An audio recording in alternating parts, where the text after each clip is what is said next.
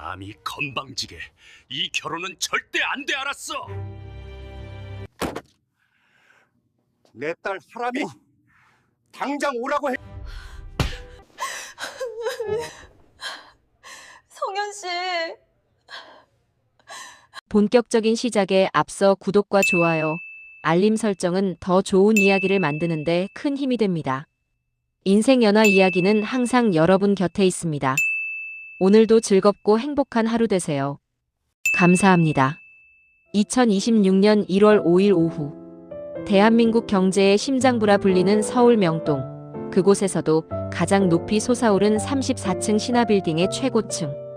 세상 모든 것을 발 아래에 둔 듯한 오만한 위용을 자랑하는 신화호텔. 김태산 회장의 집무실에는 무거운 침묵과 함께 살을 애는 듯한 냉기가 감돌고 있었다. 최고급 원목으로 만들어진 거대한 책상과 벽면을 가득 채운 세계 각국의 서적들, 그리고 유명 화가들의 값비싼 그림들조차 이 어색하고 차가운 공기를 데우지는 못했다. 도시의 화려한 불빛을 한눈에 담는 거대한 통유리창 너머로 해가 저물며 붉은 노을을 토해내고 있었지만 그 아름다운 풍경조차 집무실 안의 두 사람에게는 아무런 감흥을 주지 못했다. 김태산 회장은 이탈리아 장인이 한 땀 한 땀 수놓은 최고급 소파에 앉아 있었고 그의 맞은편에는 딸 하람이 고개를 숙인 채 서 있었다. 부녀 사이의 거리는 불과 몇 미터에 불과했지만 그 사이에는 결코 건널 수 없는 깊고 차가운 강이 흐르는 듯했다. 시간은 멈춘 듯 흘러갔고 오직 김 회장의 손에 들린 위스키 잔에서 얼음이 녹아 부딪히는 소리만이 간헐적으로 정적을 깨트릴 뿐이었다. 그의 날카로운 눈은 딸의 얼굴이 아닌 저 멀리 도시의 스카이라인을 향해 있었지만 그의 온 신경은 오직 하람의 입에서 나올 다음 말을 향해 곤두서 있었다. 수십 년간 수많은 위기를 넘기며 제국을 건설한 노련한 승부사의 얼굴에는 좀처럼 보기 힘든 깊은 분노와 실망감이 뒤섞여 있었다. 그는 지금 인생에서 가장 중요하고도 어려운 협상 테이블에 앉아 있는 기분이었다. 그리고 그 상대는 다름 아닌 자신의 목숨보다 소중한 외동딸이었다. 바로 그때였다. 길고 긴 침묵을 깨고 마침내 하람이 입을 열려는 그 순간 예기치 못한 파열음이 모든 것을 집어삼켰다. 짝 하는 날카로운 파열음. 흐느끼는 소리 정적을 산산조각 낸 것은 살과 살이 거칠게 부딪히는 날카로운 소리였다. 김태산 회장의 딸 하람의 하얗고 고운 뺨 위로 붉고 선명한 손자국이 무정하게 피어올랐다. 그 짧은 찰나 하람의 눈동자에 맺혔던 눈물방울이 허공으로 흩어졌다. 하람은 차마 자신의 뺨을 때린 것이 아버지라는 사실을 믿을 수 없다는 듯 충격과 고통으로 얼룩진 눈으로 그를 바라보았다. 뺨을 감싸 쥔 작은 손이 가늘게 떨려왔다. 방금 전까지만 해도 냉정함을 유지하던 김태산 회장의 눈빛 역시 심하게 흔들리고 있었다. 딸을 때린 자신의 손을 내려다보는 그의 표정에는 순간적인 후회가 스쳐 지나갔지만 곧이어 더 큰 분노가 그 자리를 차지했다. 그는 결코 자신의 실수를, 자신의 나약함을 인정하는 남자가 아니었다. 그는 목소리를 낮게 깔고 화산처럼 들끓는 분노를 억누르며 차갑게 입을 열었다. 그의 목소리는 강철처럼 단단하고 얼음처럼 차가웠다. 김태산, 그게 누군데? 대체 어떤 미천한 놈이길래 내 인생을, 아니 우리 신화그룹의 미래를 통째로 걸겠다는 거냐? 다시 한번 말해봐라. 기말한 뺨을 감싸 쥐고 눈물을 흘리며 아빠. 제발. 아빠는 제 남자친구를 한 번도 보신 적이 없으시잖아요. 어떻게 그 사람에 대해 알지도 못하시면서 이렇게 반대만 하시는 거예요? 네. 김태산, 뭘 더 알아봐야 한다는 거냐? 내가 내게 말한 것만으로도 충분하다. 강남에 그저 그런 병원 간호조무사. 부모도 없이 할머니 손에 자란 고아나 다름없는 놈. 그게 내가 알아야 할 전부가 아니면 대체 무엇이냐? 그런 배경을 가진 놈이 너에게 접근한 이유가 뭐라고 생각하나? 너의 배경, 내가 가진 돈, 신화라는 이름 말고 또 뭐가 있겠어? 순진한 소리 집어치워라. 기말함 아니에요. 성현 씨는 그런 사람 아니에요. 아빠가 생각하는 그런 사람이 절대 아니란 말이에요. 돈이나 배경 같은 거 보고 저를 만나는 게 아니라 그냥 기말함이라는 사람 자체를 사랑해주는 유일한 사람이라고요. 김태산 사랑. 가소로운 소리. 사랑만으로 이 험한 세상을 살아갈 수 있을 것 같으냐? 결혼은 현실이다. 너와 나의 현실이고 우리 신화의 현실이란 말이다. 절대 안 돼. 내 눈에 흙이 들어가기 전엔 어림도 없는 소리다. 당장 그놈이랑 헤어져라.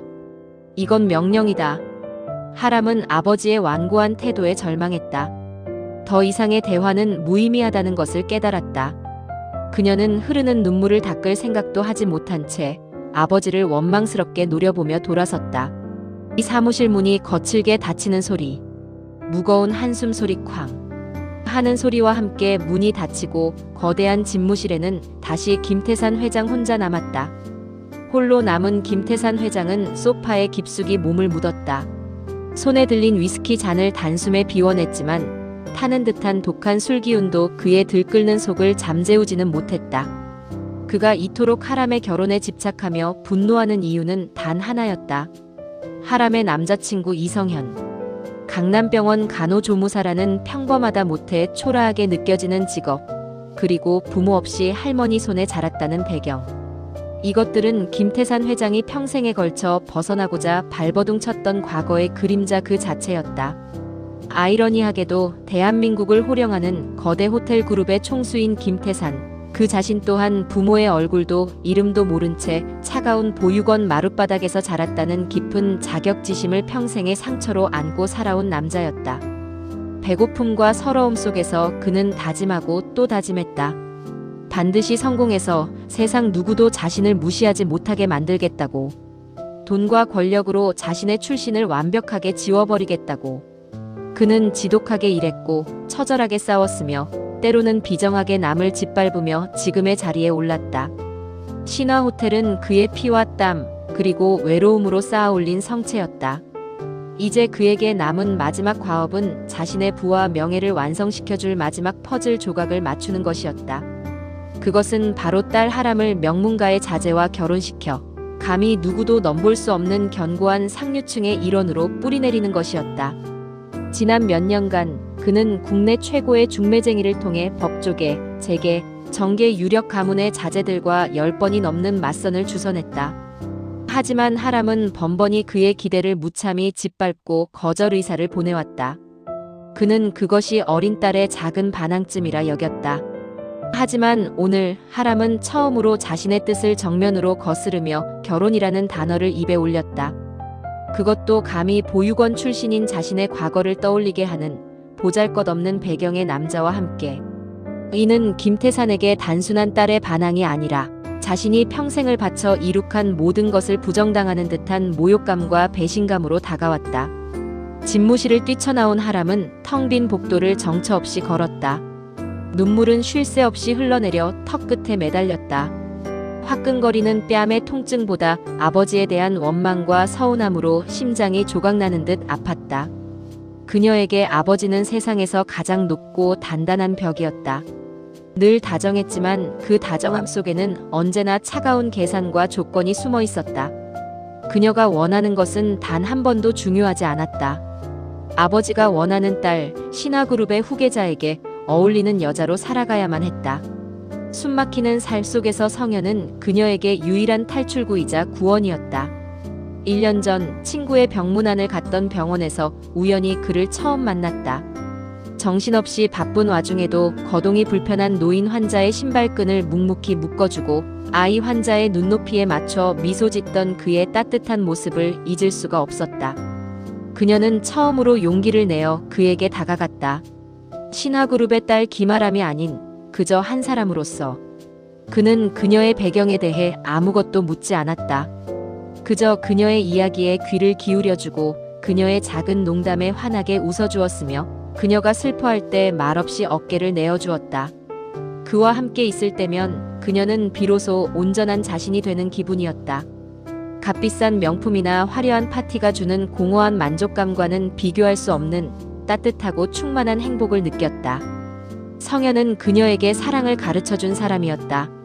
돈이나 지위 같은 조건이 아니라 사람의 마음을 있는 그대로 바라보고 아껴주는 것이 진짜 사랑이라는 것을. 그런데 아버지는 그런 성현을 만나보지도 않은 채 모욕하고 짓밟았다. 하람은 엘리베이터 버튼을 누른 채 주저앉아 오열했다. 아버지를 설득할 자신이 없었다. 그렇다고 해서 성현을 포기할 수도 없었다. 이 세상에 오직 한 명뿐인 자신의 편인 그를 어떻게 버릴 수 있단 말인가. 그녀는 휴대폰을 꺼내 성현의 이름을 찾아보았다. 그의 사진을 보자 눈물이 더욱 쏟아졌다. 어떻게 해야 할까? 이 모든 것을 버리고 그에게로 도망쳐야 할까? 그녀의 마음은 천갈래 만갈래로 찢어지는 듯했다. 그녀는 지금 인생의 가장 중요한 갈림길에 서 있었다. 아버지의 세계에 남을 것인가? 아니면 사랑하는 사람과 함께 새로운 길을 떠날 것인가? 하람이 떠난 집무실에는 무거운 침묵만이 감돌았다. 김태사는 텅 빈 위스키 잔을 만지작거리며 깊은 생각에 잠겼다. 딸을 때린 손바닥이 아직도 화끈거렸다. 후회가 파도처럼 밀려왔다. 단 한 번도 딸에게 손을 댄 적이 없었다. 아무리 화가 나도 넘지 말아야 할 선을 넘었다는 자책감이 그의 마음을 무겁게 짓눌렀다. 하지만 아버지로서의 고집과 신념을 꺾을 수는 없었다. 그는 자신이 걸어온 길이 옳았다고 믿었다. 이 비정한 세상에서 살아남기 위해서는 힘이 필요했고 그 힘은 결국 돈과 인맥에서 나온다는 것이 그의 지론이었다. 사랑.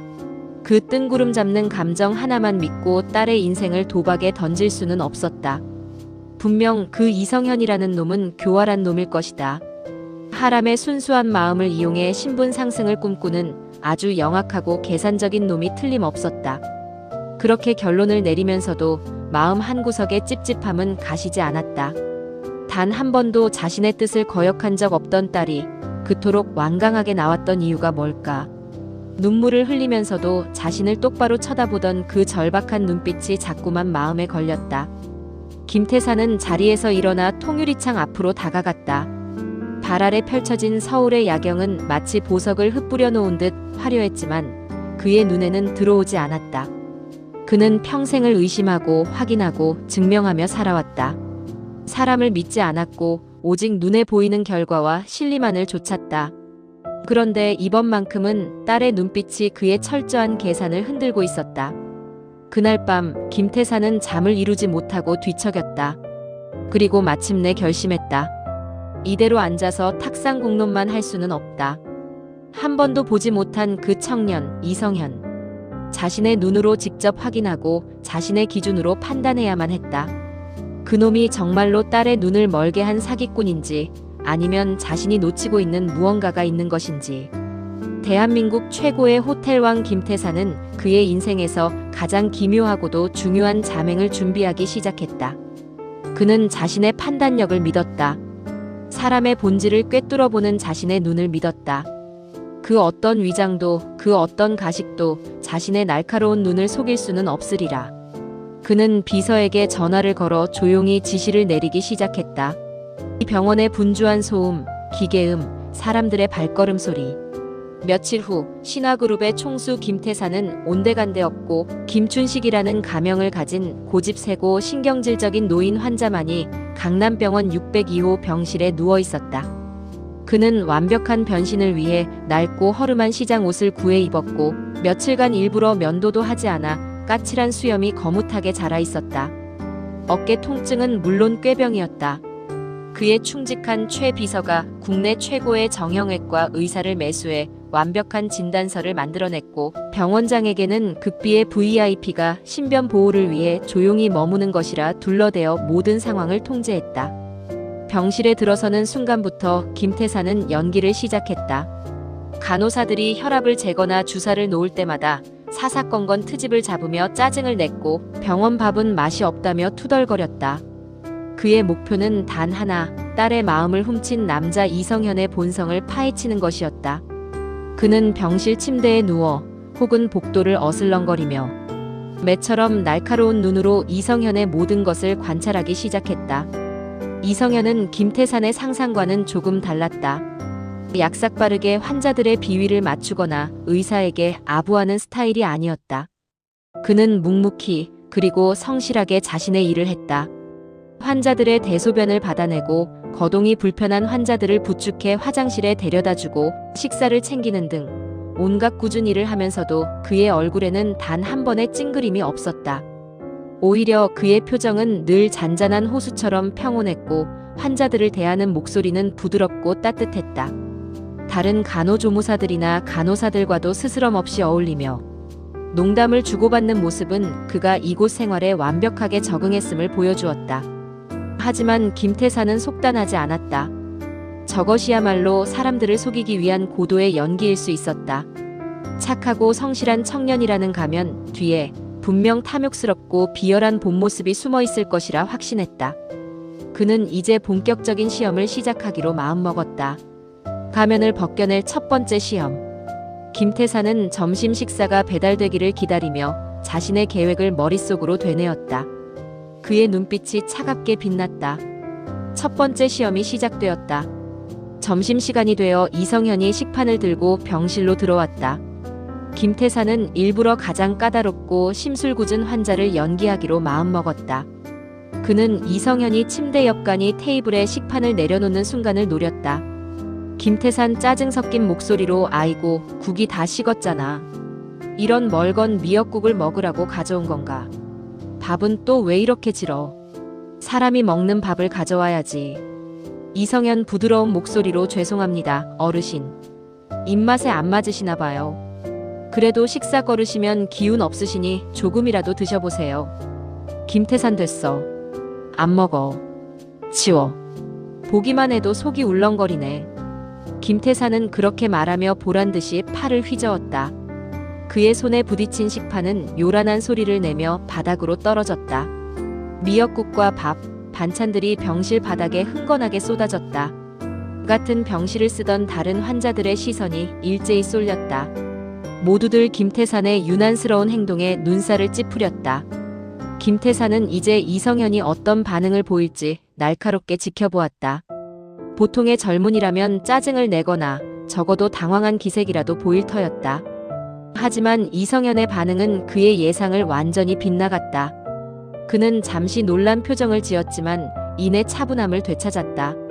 그는 화를 내기는커녕 가장 먼저 김태산의 상태를 살폈다. 이성현 어르신 괜찮으세요? 혹시 국물이 튀어서 대거나 다치신 곳은 없으세요?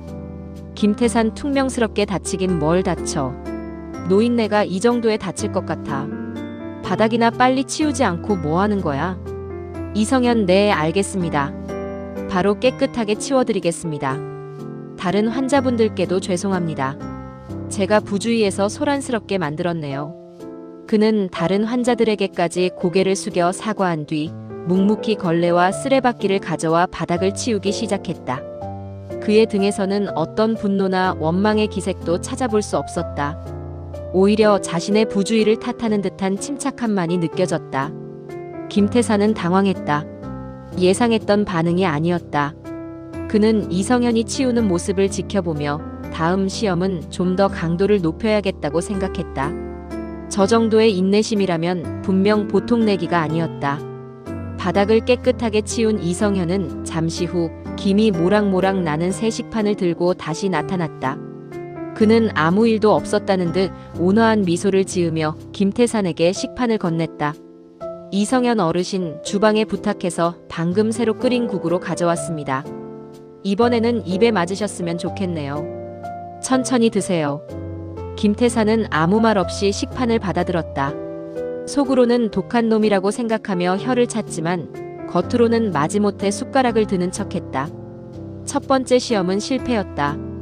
이성현의 평정심을 깨뜨리지 못했고 그의 본 모습을 조금도 엿볼 수 없었다. 오히려 그의 침착한 대응에 말려든 것은 자신인 것 같아 분한 마음마저 들었다. 며칠이 더 흘렀다. 김태사는 계속해서 사소한 트집을 잡으며 이성현을 괴롭혔다. 수액 맞는 팔이 아프다며 밤중에 여러 번 호출하기도 하고 잠이 안 온다며 시시콜콜한 말동무를 시키기도 했다. 하지만 이성현은 단 한 번도 귀찮은 내색을 하지 않았다. 그는 언제나 한결같은 태도로 김태산을 대했다. 김태산은 조급해졌다. 이대로는 안 되겠다고 판단한 그는 두 번째 시험을 계획했다. 이번 시험의 주제는 돈이었다. 그는 인간의 본성이 가장 적나라하게 드러나는 것이 바로 돈 앞이라고 믿었다. 그는 외출을 핑계로 병원을 잠시 나갔다가 돌아오는 길에 일부러 복도 한가운데에 자신의 지갑을 떨어뜨렸다. 지갑 안에는 수표를 포함해 현금 수백만 원이 두둑하게 들어있었다. CCTV가 없는 복도의 사각지대를 미리 파악해둔 치밀함도 잊지 않았다. 그는 병실로 돌아와 문틈으로 복도를 예의주시했다. 얼마 지나지 않아 복도를 지나가던 이성현이 바닥에 떨어진 지갑을 발견했다. 김태사는 숨을 죽였다. 이성현이 지갑을 열어보고 주위를 살핀 뒤 자기 주머니에 넣는 장면을 상상했다. 그것이 그가 원하는 그림이었다. 하지만 이번에도 그의 예상은 여지없이 빗나갔다. 이성현은 지갑을 줍자마자 열어보지도 않고 곧장 간호사실로 향했다. 김태사는 급히 병실을 나와 간호사실 쪽으로 다가갔다. 이성현 간호사에게 선생님, 방금 복도에서 지갑을 주웠는데 분실물 신고 들어온 거 있나요? 안에 신분증이 있는지 확인해보고 주인을 찾아주셨으면 합니다. 이성현은 한치의 망설임도 없이 간호사에게 지갑을 건넸다. 그의 행동에는 어떤 갈등이나 욕심도 보이지 않았다. 너무나 당연한 일을 한다는 듯한 그의 태도에 숨어서 지켜보던 김태사는 또다시 허를 찔린 기분이었다. 두 번의 시험이 모두 실패로 돌아가자 김태사는 혼란스러워졌다. 자신이 사람을 잘못 본 것일까? 아니면 저 청년의 연기가 너무나 완벽해서 자신이 속고 있는 것일까? 그는 포기하지 않고 마지막 시험을 준비했다. 이번 시험은 그의 연기력과 통찰력이 모두 동원되어야 하는 가장 중요하고도 어려운 시험이었다. 돈이나 인내심 같은 외적인 시험이 아니라 그의 내면 깊숙한 곳에 진심을 떠보는 시험이었다. 그는 며칠간 이성현과 자연스럽게 대화를 나누며 경계심을 풀게 만들었다.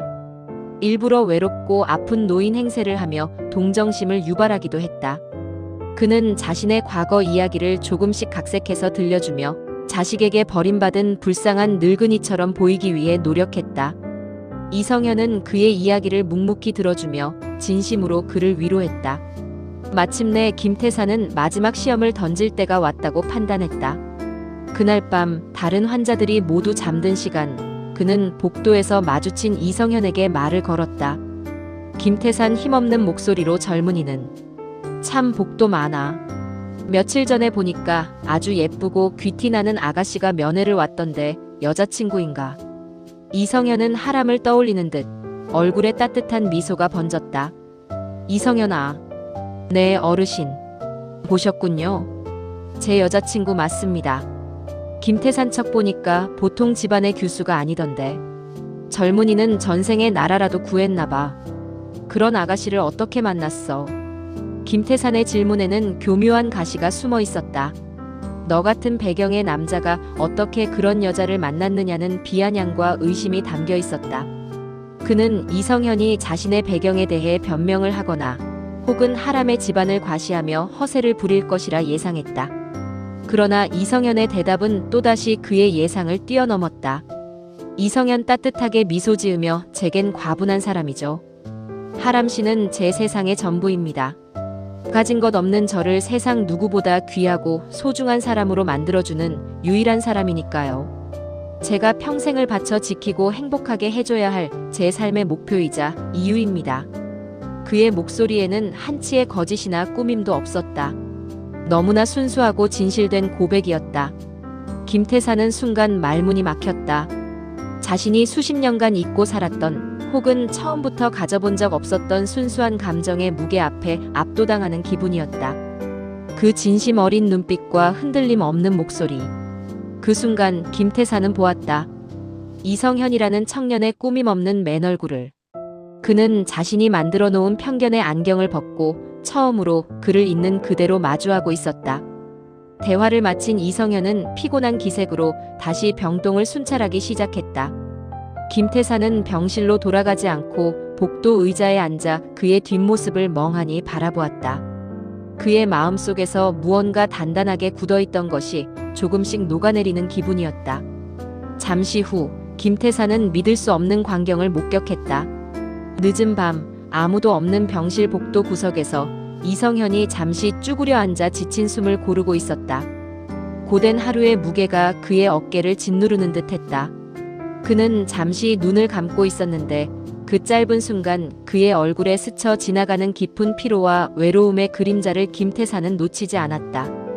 그리고 바로 그 모습 위로 수십 년 전의 기억이 파노라마처럼 겹쳐 보였다. 차갑고 낯선 보육원의 마룻바닥에 홀로 웅크리고 앉아 내일의 허기진 배를 걱하며 막연한 미래를 꿈꾸던 어린 시절 자신의 모습이었다. 누구에게도 기댈 곳 없이 오직 자신의 두 주먹만을 믿고 버텨야 했던 시절. 외로웠지만 누구보다 굳세게 자라려 애썼고 서러웠지만 결코 눈물을 보이지 않으려 이를 악물었던 과거의 자신. 그리고 지금 눈앞의 저 청년. 배경은 달랐지만 두 사람의 모습은 놀랍도록 닮아 있었다. 세상의 차가운 바람을 온몸으로 맞으며 묵묵히 자신의 길을 걸어가는 고독한 영혼. 김태사는 그동안 자신이 얼마나 어리석었는지 깨닫기 시작했다. 그는 이성현에게서 자신의 초라한 과거를 보았고 그 과거를 부정하기 위해 그를 밀어내려 했다. 하지만 정작 그 청년은 과거의 자신이 그토록 바랐던 따뜻함과 성실함을 모두 가진 진국 같은 사람이었다. 그는 자신의 자격지심 때문에 하마터면 딸의 행복을 그리고 진정한 사람을 알아보는 눈을 잃을 뻔했다. 이 잔잔하고 감동적인 배경음악이 서서히 흐른다. 김태사는 그제야 깨달았다. 자신이 딸에게 채워주고 싶었던 것은 명문가라는 화려한 껍데기나 재산이 아니라 바로 저런 진실하고 단단한 사랑과 믿음을 줄 수 있는 사람이었다는 것을. 그는 평생 돈과 권력이 행복의 전부라고 믿어왔다. 그래서 자신의 딸 역시 그런 세상 속에서 살아야만 안전하고 행복할 것이라 확신했다. 하지만 눈앞의 저 청년은 그리고 그를 사랑하는 딸의 행복한 미소는 김태산의 신념을 송두리째 흔들어 놓았다. 진정한 행복은 통장 잔고나 사회적 지위에서 오는 것이 아니라 마음을 나눌 수 있는 단 한 사람에게서 비롯된다는 평범한 진리를 그는 인생의 황혼역에 이르러서야 어렴풋이 깨닫고 있었다. 굳게 닫혀있던 그의 마음에 수십 년 만에 처음으로 따뜻한 인간적인 빛이 스며들고 있었다. 복도 구석에 쭈그려 앉아있던 이성현은 다시 몸을 일으켜 순찰을 계속했다. 그는 자신의 일거수일투족을 지켜보는 날카로운 눈이 있다는 사실을 전혀 알지 못했다. 그저 평소처럼 자신의 자리에서 묵묵히 최선을 다할 뿐이었다. 그 성실한 뒷모습을 바라보며 김태사는 조용히 자리에서 일어났다. 그의 얼굴에는 더 이상 의심과 경계심이 아닌 복잡 미묘한 감정이 서려 있었다. 부끄러움, 미안함, 그리고 아주 희미한 희망 같은 것들이었다. 그는 자신의 인생에서 가장 중요한 결정을 내려야 할 시간이 왔음을 직감했다. 이대로 자신의 과오를 인정하고 변화를 택할 것인가, 아니면 평생을 지켜온 고집과 아집의 성 안에 스스로를 가둘 것인가. 그는 병실로 돌아가는 대신 병원 옥상으로 향하는 비상계단으로 발걸음을 옮겼다. 차가운 밤 공기를 맞으며 생각을 정리할 시간이 필요했다. 그의 발걸음은 그 어느 때보다 무겁게 느껴졌다. 병원 옥상에 올라선 김태사는 차가운 도시의 바람을 맞으며 난간에 기댔다. 발 아래 펼쳐진 잠들지 않는 도시의 불빛들이 아득하게 느껴졌다. 평생을 저 불빛들의 주인이 되기 위해 달려왔다. 정상을 향해 오르면서 수많은 것을 버리고 외면하고 짓밟았다. 그렇게 정상에 섰을 때 그는 모든 것을 가졌다고 생각했다. 하지만 지금 이 순간 그는 자신이 얼마나 공허하고 외로운 사람이었는지 절실히 깨닫고 있었다. 딸의 마음조차 제대로 헤아리지 못하는 아비, 돈과 지위라는 색안경으로 사람을 판단하는 속물. 그것이 바로 자신의 진짜 모습이었다. 이성현이라는 젊은이는 그에게 거울과도 같았다. 그는 이성현을 통해 자신의 일그러진 내면을 보았다. 자격지심과 열등감으로 뒤틀린 사랑을 주는 법도 받는 법도 모르는 불쌍한 영혼을. 그는 난간을 쥔 손에 힘을 주었다. 손등에 푸른 힘줄이 돋아났다. 이대로 돌아가 하람에게 무릎이라도 꿇고 사과해야 할까? 아니, 그건 그의 방식이 아니었다. 평생을 군림하며 살아온 그가 이제 와서 자신의 잘못을 순순히 인정하고 고개를 숙이는 것은 죽기보다 어려운 일이었다. 그는 혼란스러웠다. 이성현이라는 청년을 인정하는 것은 곧 자신이 살아온 인생의 일부를 부정하는 것과 같았다. 하지만 그를 계속해서 부정한다면 그는 세상에서 가장 소중한 딸을 영원히 잃게 될지도 몰랐다. 그는 주머니에서 담배를 꺼내 물었다. 의사의 만류로 끊었던 담배였다. 불을 붙이자 매캐한 연기가 그의 폐부 깊숙이 파고들었다. 그는 연기를 길게 내뿜으며 결심했다. 일단 이 지긋지긋한 병원 노름부터 끝내야겠다고. 그리고 모든 것을 제자리로 돌려놓고 처음부터 다시 시작해야겠다고. 김태산의 방식대로 모든 것을 완벽하게 통제하고 계획해서 이 상황을 해결해야만 했다. 그는 더 이상 감정에 휘둘리지 않을 작정이었다. 그는 마지막으로 담배 연기를 깊게 빨아들인 뒤 비상계단을 향해 몸을 돌렸다. 그의 발걸음은 아까보다 한결 가벼워져 있었다. 그는 이미 자신의 다음 행동 계획을 머릿속에 그리고 있었다. 다음 날 아침, 김태산의 태도는 눈에 띄게 달라져 있었다. 더 이상 짜증을 내거나 트집을 잡지 않았다. 그는 조용히 아침 식사를 마쳤고 이성현이 병실에 들어왔을 때 처음으로 먼저 말을 건넸다. 그의 목소리는 여전히 무뚝뚝했지만 이전처럼 날카로운 가시는 없었다. 김태산 젊은이, 이리 와서 잠깐 앉아보게. 이성현은 의아한 표정을 지으면서도 순순히 그의 침대 옆 의자에 앉았다. 이성현, 무슨 일 있으세요, 어르신? 어디 불편하신가요? 김태산, 아니, 그런 거 아니고 그냥 좀 물어볼 게 있어서. 어제 보니 피곤해 보이던데 일은 할 만한가? 김태산의 질문은 시험이 아니었다. 처음으로 나오는 순수한 인간적인 궁금증이었다.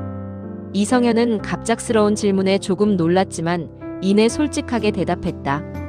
이성현, 힘들지 않다면 거짓말이겠죠. 그래도 제가 하는 일로 누군가에게 도움이 될 수 있다는 생각에 보람을 느낍니다. 아픈 분들이 저 때문에 조금이라도 편안해지시면 그걸로 제 피로는 다 풀리는 것 같아요. 김태산, 허허. 기특한 생각을 다 하는군. 부모님이 참 잘 가르치셨나 봐. 김태산은 무심코 부모님 이야기를 꺼냈다가 아차 싶었다. 그의 배경에 대해 이미 알고 있었기에 실언을 했다는 생각이 들었다. 하지만 이성현은 담담했다. 이성현 부모님은 제가 아주 어릴 때 돌아가셔서 얼굴도 기억나지 않습니다. 할머니께서 절 키워주셨어요. 김태산 잠시 침묵하다가 미안하군. 내가 괜한 소리를 했어. 이성현, 괜찮습니다, 어르신. 할머니는 제게 부모님이자 친구이자 세상의 전부셨습니다. 지금은 하늘나라에 계시지만 언제나 제 마음속에서 저를 지켜보고 계실 거라고 믿어요. 할머니께 부끄럽지 않은 손자가 되는 게 제 인생의 목표 중 하나입니다. 그는 할머니 이야기를 하며 희미하게 미소 지었다. 그 미소에는 그리움과 사랑이 가득 담겨 있었다. 김태산은 그 미소를 보며 가슴 한구석이 아려왔다. 자신에게는 단 한 번도 존재하지 않았던 무조건적인 사랑과 헌신. 이 청년은 비록 가진 것은 없어도 세상 가장 큰 유산을 물려받았다는 생각이 들었다. 그것은 바로 사랑하는 법과 사랑받는 기억이었다. 이성현은 자신의 할머니에 대한 이야기를 조금 더 이어갔다.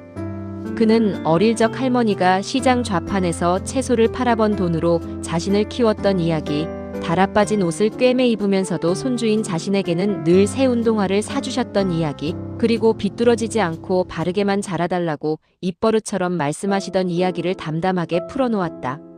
그의 이야기에는 가난에 대한 원망이나 자기 연민은 없었다. 오직 할머니에 대한 깊은 감사와 존경만이 묻어났다. 이성현 할머니는 늘 말씀하셨어요. 사람은 가진 게 많아서 행복한 게 아니라 나눌 게 있어서 행복한 거라고. 비록 제가 가진 건 많지 않지만 제 시간과 노력을 다른 아픈 분들과 나눌 수 있는 지금이 저는 정말 행복합니다. 김태산은 아무 말도 할 수 없었다. 이성현의 한마디 한마디가 비수가 되어 그의 심장에 박히는 듯 했다. 그는 평생을 더 많이 갖기 위해, 더 높이 올라가기 위해 살아왔다. 나누는 것보다는 빼앗는 것에 익숙했고 베푸는 것보다는 군림하는 것을 당연하게 여겼다. 이성현이라는 젊은이는 그가 평생을 추구해온 가치와는 정반대의 세상에 살고 있었다. 그런데 이상하게도 그의 세상이 더 단단하고 따뜻해 보였다. 김태산은 자신이 쌓아올린 부와 명예의 성이 사실은 얼마나 위태롭고 차가운 모래성이었는지를 깨닫고 있었다. 그는 대화를 통해 이성현의 진심을 다시 한번 확인했다. 그는 연기하는 것이 아니었다. 그의 말과 행동, 그리고 눈빛은 모두 그의 삶과 철학에서 우러나오는 진실 그 자체였다. 이 짧은 대화는 김태산에게 그 어떤 비싼 경영서적이나 현자의 조언보다 더 깊은 울림을 주었다. 그는 사람을 얻는다는 것, 그리고 진정한 부유함이란 무엇인지에 대해 다시 생각하게 되었다. 이제 더 이상의 시험은 무의미했다. 결과는 이미 나왔다. 김태산은 자신의 패배를 인정해야만 했다. 아니, 패배가 아니라 새로운 시작일지도 몰랐다. 그는 이성현에게서 자신의 잃어버린 과거와 앞으로 나아가야 할 미래의 방향을 동시에 보고 있었다. 그날 오후 김태산은 퇴원 수속을 밟았다. 그의 갑작스러운 결정에 병원 관계자들은 당황했지만 최 비서가 나서서 모든 것을 깔끔하게 처리했다. 병원복을 벗고 다시 말끔한 신사복으로 갈아입은 그는 더 이상 김춘식이라는 이름의 고집불통 노인이 아니었다. 신화그룹의 총수 김태산 회장의 냉철한 얼굴로 돌아와 있었다. 그는 병원을 떠나기 전 마지막으로 이성현을 찾았다. 이성현은 다른 환자의 링거를 교체해주고 있었다. 김태산 무뚝뚝하게 나 이제 퇴원하네. 그동안 신세 많이 졌어. 이성현은 뒤를 돌아보며 환하게 웃었다. 평소에 심술궂던 노인이 아닌 말끔한 신사의 모습에 잠시 놀랐지만 이내 반갑게 인사했다. 이성현 어르신 퇴원하시는군요. 축하드립니다. 어깨 통증은 괜찮으신 거죠? 나가셔서도 무리하지 마시고 건강관리 잘하셔야 합니다. 김태산 그래. 자네도 건강하게 잘 지내게. 그는 그렇게 짤막한 인사를 남기고 돌아서려다 잠시 멈칫했다. 무언가 더 할 말이 있는 듯 보였다. 그는 잠시 망설이다가 낮은 목소리로 덧붙였다. 김태산 그리고 자네 할머니께서 아주 자랑스러워 하시겠어. 아주 훌륭한 젊은이야. 그 말을 남기고 김태산은 뒤도 돌아보지 않은 채 복도를 걸어 나갔다. 이성현은 그의 마지막 말에 어리둥절한 표정을 지었다. 며칠간 자신을 그토록 괴롭히던 노인이 남긴 말이라고는 믿기지 않을 만큼 따뜻한 칭찬이었다.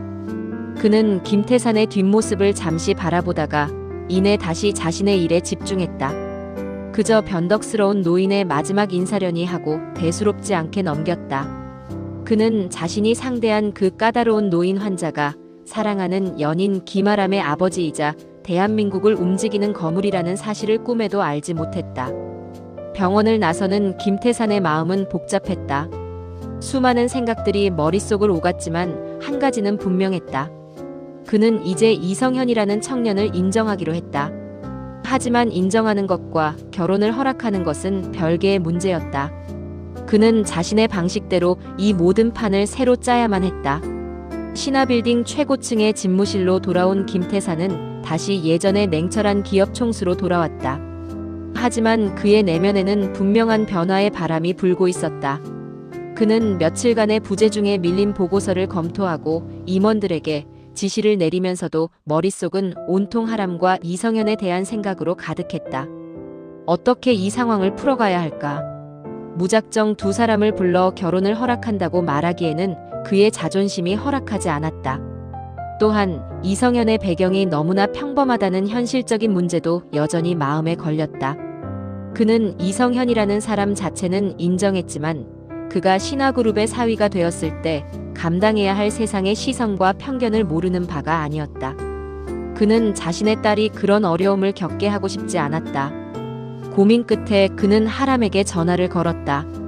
며칠 만에 듣는 딸의 목소리는 여전히 차갑고 서먹했다. 김아람 차가운 목소리로 여보세요. 김태산 나다. 어디냐? 김아람 왜요? 또 그 사람이랑 헤어지라고 전화하셨어요. 그럴 거면 끊을게요. 김태산 아니. 그게 아니고. 저녁이나 같이 하자. 오랜만에 내가 좋아하는 레스토랑으로 예약해 놓으마. 하람은 아버지의 갑작스러운 제안에 당황했다. 뺨을 때리고 모진 말을 퍼부었던 사람이 아무 일도 없었다는 듯이 저녁 식사를 제안하는 것을 이해할 수 없었다. 하지만 아버지의 목소리가 며칠 전과는 다르게 조금은 누그러져 있다는 느낌을 받았다. 혹시나 하는 작은 기대감이 생겼다. 김아람 생각해 볼게요. 하람은 그렇게 말하고 전화를 끊었다. 김태산은 끊어진 전화기를 들고 쓴웃음을 지었다. 딸과의 관계를 회복하는 것이 부도 직전의 회사를 살리는 것보다 몇 배는 더 어렵게 느껴졌다. 그는 최 비서를 불러 조용히 지시했다. 김태산 이성현 군에 대해 다시 한번 자세히 알아보게. 이번에는 뒷조사 같은 게 아니야. 그 친구의 주변 평판, 할머니에 대한 기록, 살아온 과정들. 긍정적인 측면에서 전부다. 그리고 혹시 그 친구에게 해를 가하려는 움직임은 없는지도 예의주시하게. 하람은 아버지와의 통화 후 깊은 고민에 빠졌다. 아버지의 의도를 알 수 없어 혼란스러웠다. 혹시라도 마음을 바꾸신 걸까 하는 기대와 또다시 상처받을지도 모른다는 두려움이 교차했다. 그녀는 결국 약속 장소에 나가지 않았다. 대신 성현에게 연락해 만났다. 한강공원 벤치에 나란히 앉아 그녀는 며칠간 있었던 일을 성현에게 털어놓았다. 아버지에게 뺨을 맞은 일, 결혼을 절대로 허락할 수 없다고 했던 말, 그리고 방금 전에 이해할 수 없는 전화까지. 이야기를 듣는 내내 성현은 아무 말 없이 그녀의 손을 꼭 잡아주었다.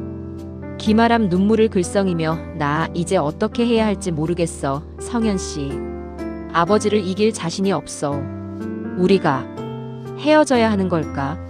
성현은 하람의 눈물을 부드럽게 닦아주며 그녀를 자신의 어깨에 기대게 했다. 이성현, 그런 약한 소리 하지 마. 우리가 뭘 잘못했는데 헤어져. 서로 사랑하는 게 죄는 아니잖아. 회장님께서 지금은 화가 많이 나셔서 그러시는 걸 거야. 시간이 지나면, 그리고 우리가 서로 얼마나 사랑하는지 계속 보여드리면 언젠가는 분명히 우리 마음을 알아주실 거야. 기말함 하지만 우리 아빠는 보통 사람이 아니야.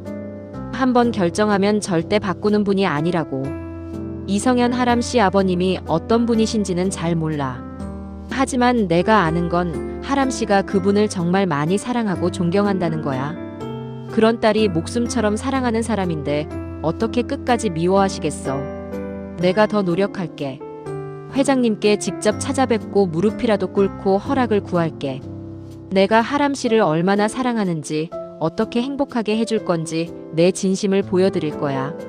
성현의 굳건하고 따뜻한 말에 하람은 조금씩 안정을 되찾았다. 그의 품에 안겨 있으니 세상의 어떤 폭풍우도 막아줄 것 같은 든든함이 느껴졌다. 그녀는 이 사람이라면 평생을 함께해도 좋다고 다시 한번 다짐했다. 하지만 그녀는 알지 못했다.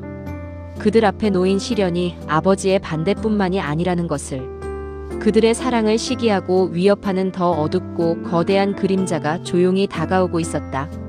김태산 회장에게는 오랜 숙적이 있었다. 국내 굴지의 건설사를 운영하는 대형 건설의 박진수 회장이었다. 박 회장은 호시탐탐 호텔 레저 사업에 진출할 기회를 엿보고 있었고, 그 때문에 신화호텔과 사사건건 부딪히며 악연을 이어오고 있었다.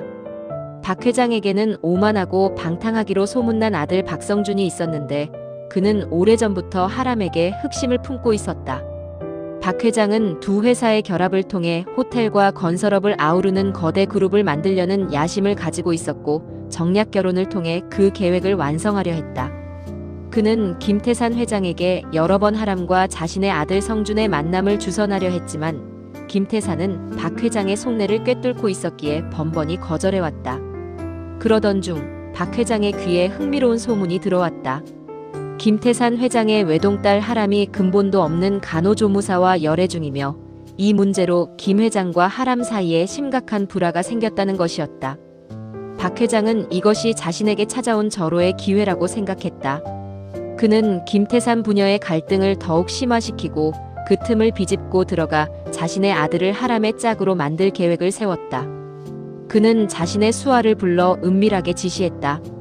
박진수 비열하게 웃으며 이성현이라는 놈, 뒷조사 깨끗하게 해서 먼지 하나까지 다 털어봐. 없는 먼지라도 만들어내. 돈에 환장한 제비, 여자를 이용해 신분 상승하려는 파렴치한으로 만들어. 언론사에 돈 좀 뿌려서 자극적인 기사를 내보내. 신화그룹의 외동딸을 홀린 미스터리한 간호조무사. 뭐 이런 식으로. 김태산 그 늙은 여우가 제 딸하고 그놈을 떼어놓지 않고는 못 베기게 만들어야지.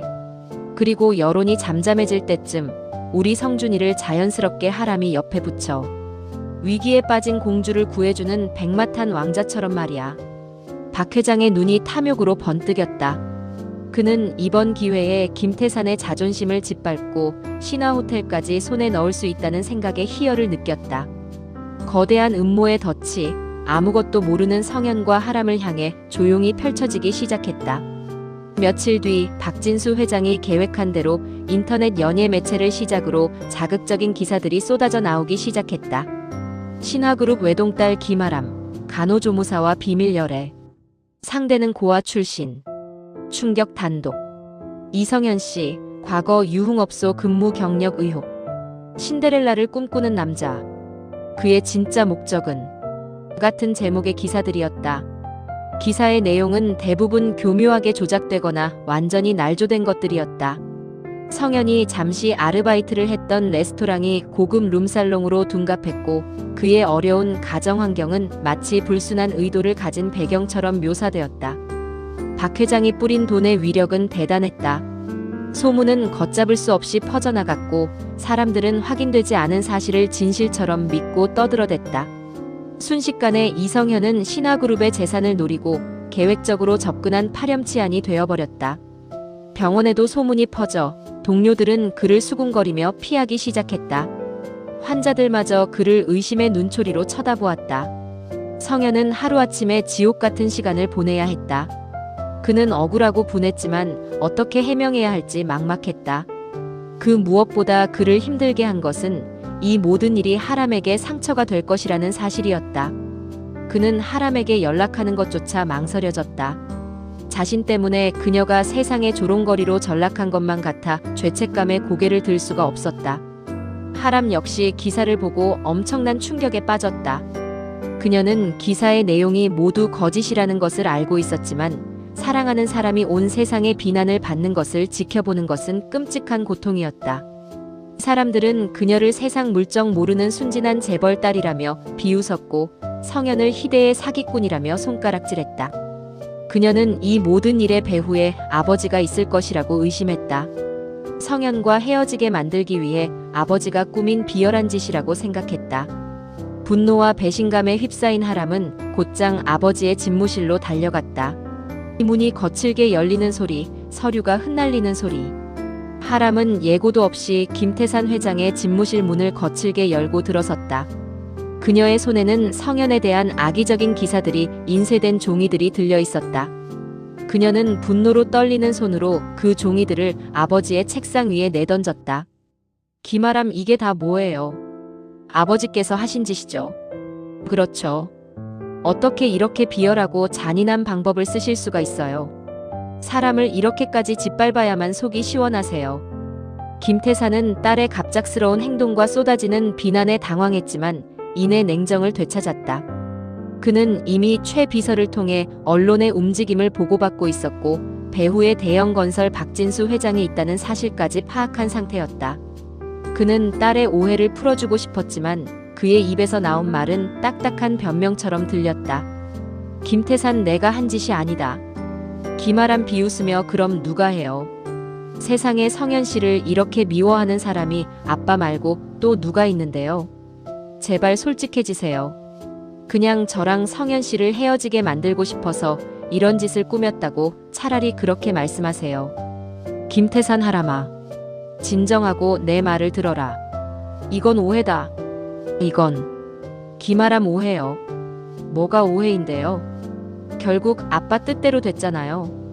이제 온 세상 사람들이 성현 씨를 사기꾼이라고 욕하고 저를 바보 취급해요. 만족스러우세요?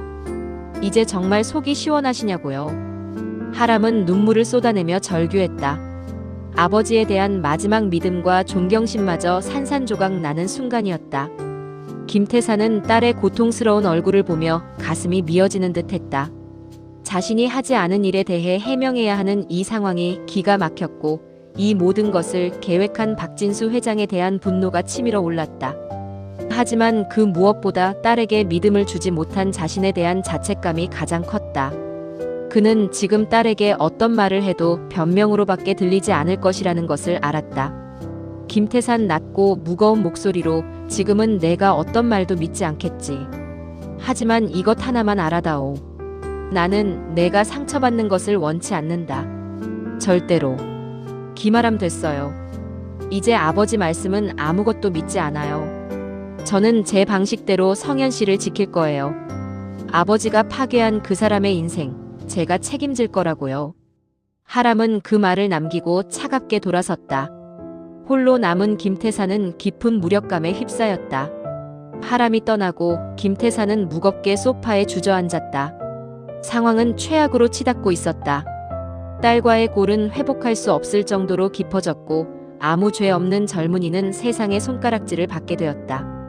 그리고 이 모든 것을 뒤에서 조종하며 비웃고 있을 박진수 회장의 얼굴이 떠올라 치미는 분노를 참을 수 없었다. 이것은 자신에게 주어진 새로운 시험이었다. 과거의 김태산이었다면 이 기회를 이용해 하람과 이성현을 갈라놓았을 것이다. 거봐라, 내 말이 맞지 않으냐? 근본 없는 놈과 엮이면 이렇게 되는 것이다라며 하람을 몰아세우고 이성현에게는 적당한 위자료를 쥐어주며 떼어냈을 것이다. 그것이 가장 쉽고 빠른 해결책이었다. 하지만 지금의 그는 달랐다. 병원에서 보았던 이성현의 성실한 눈빛과 할머니를 이야기하며 짓던 순수한 미소가 그의 뇌리를 떠나지 않았다. 그는 더 이상 이성현을 근본 없는 놈으로 볼 수 없었다. 그는 자신의 편견 때문에 상처받은 한 젊은이이자 자신의 딸이 목숨처럼 사랑하는 사람이었다. 김태사는 결심했다. 이 문제를 회피하거나 이용하지 않고 정면으로 부딪혀 해결하기로. 그는 먼저 최 비서를 불러 신화그룹의 법무팀과 홍보팀을 총동원하라고 지시했다. 김태산 이성현 군에 대한 허위 사실을 유포한 최초 언론사를 찾아내서 명예훼손으로 고소하게. 악성 댓글을 다는 네티즌들도 모조리 추적해서 법적 조치를 취해. 그리고 우리 그룹의 모든 광고 채널을 동원해서 이것이 명백한 허위 사실임을 알리는 정정 보도 자료를 내보내. 이성현 군이 입은 피해를 회복하는데 그룹의 모든 역량을 쏟아부어. 최 비서는 회장의 단호한 지시에 놀랐지만 이내 고개를 숙이고 명령을 수행하기 위해 움직였다. 김태산의 반격이 시작된 것이다. 그는 단순히 이성현의 누명을 벗겨주는 것에서 그치지 않을 생각이었다. 이 비열한 게임을 시작한 박진수에게 사람을 잘못 건드리면 어떤 대가를 치르게 되는지 뼈저리게 느끼게 해줄 작정이었다. 그의 눈에 오랜만에 냉혹한 승부사의 빛이 되살아나고 있었다. 김태산의 반격은 신속하고 거침없었다. 신화그룹의 홍보팀은 주요 언론사에 대대적으로 정정 보도 자료를 배포했고 법무팀은 허위 기사를 양산한 인터넷 매체들을 상대로 수십억 원대의 손해배상 소송을 제기했다. 순식간에 여론은 뒤바뀌기 시작했다. 사람들은 거대 그룹인 신화가 직접 나서서 한 개인의 명예를 지켜주는 모습에 놀라워하며 사건의 배후에 무언가 다른 음모가 있을 것이라고 추측하기 시작했다. 김태사는 여기서 멈추지 않았다. 그는 박진수 회장에게 직접 전화를 걸었다. 김태산 얼음처럼 차가운 목소리로 박 회장. 오랜만이군. 박진수 시치미를 떼며 어이쿠 김 회장 아닌가. 이 귀한 분이 어쩐 일로 나한테 직접 전화를 다 주셨나. 김태산 내 딸아이 문제에 쓸데없는 관심이 많은 것 같아서 말이야. 당신이 꾸민 짓이라는 거 내가 모를 줄 알았나. 박진수 허허 김 회장. 무슨 소리를 하는 건지. 나는 도통 알아들을 수가 없네. 김태산 모르는 척 시치미 떼지 마. 당신 수법 내가 모를 것 같아. 한 번만 더 내 사람들에게 손 떼면 그땐 대형 건설이 이 땅에서 사라지게 될 줄 알아. 이건 단순한 경고가 아니야. 약속이지. 당신 아들놈 단속이나 잘해. 다시 한번 내 딸 주변에서 얼쩡거리면 그땐 정말 가만두지 않을 테니. 김태사는 자신의 말을 마치고 박 회장의 대답을 듣지도 않은 채 전화를 끊어버렸다. 수화기 너머로 당황하고 분노하는 박 회장의 기색이 느껴졌지만 그는 신경 쓰지 않았다. 이제 주사위는 던져졌다. 그는 이 싸움에서 절대로 물러설 생각이 없었다. 그날 저녁 김태사는 공식 석상의 모습을 드러냈다. 한 호텔 개관 기념 파티장에서 그는 기자들이 모인 앞에서 직접 마이크를 잡았다. 김태산 최근 제 딸과 관련된 불미스러운 소문에 대해 이 자리를 빌려 명확히 말씀드립니다. 이성현 군은 제 딸이 사랑하는 사람이자 제가 예비사위로 인정한 훌륭한 청년입니다. 그의 명예를 훼손하려는 모든 시도에 대해 신화그룹은 모든 법적 수단을 동원해 강력하게 대응할 것입니다. 그의 폭탄 선언에 행사장은 순식간에 물을 끼얹은 듯 조용해졌다. 사람들은 자신의 귀를 의심했다.